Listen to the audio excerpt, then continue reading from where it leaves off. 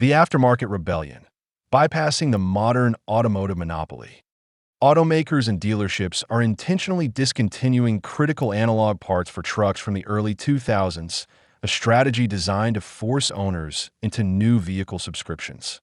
This corporate starvation tactic is effectively bricking perfectly functional vehicles when simple components fail.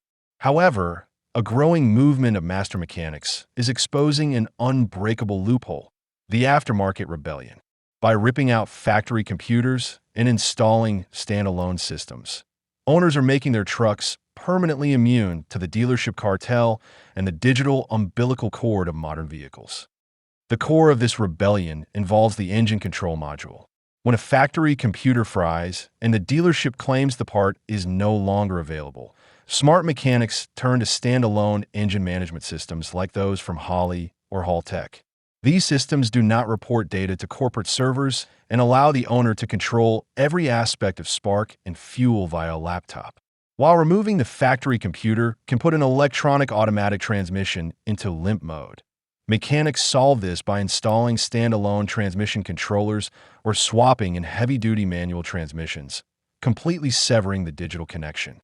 This mindset extends to every proprietary component in a vehicle. For example, when discontinued ignition lock cylinders fail, they can be bypassed using heavy-duty toggle switches and a push-button start. To defeat factory immobilizers that look for a key's microchip, mechanics solder in inexpensive resistors to trick the security module. Similarly, failing digital climate control modules can be replaced by wiring universal rheostat dials directly to the blower motor. These blue-collar fixes cost a fraction of factory parts and ensure the vehicle never requires a proprietary software update to function. For those facing complete system failure or obsolete sensors, the nuclear option is the carburetor swap.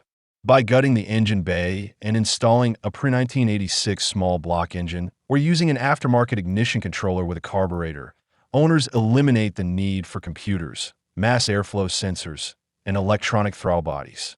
A carburetor operates on physical fluid dynamics and vacuum, making it reparable even in remote locations with basic tools. This transition from digital subscriber back to physical owner represents the final line of defense against the automotive industry's attempt to force consumers into a new, controlled reality.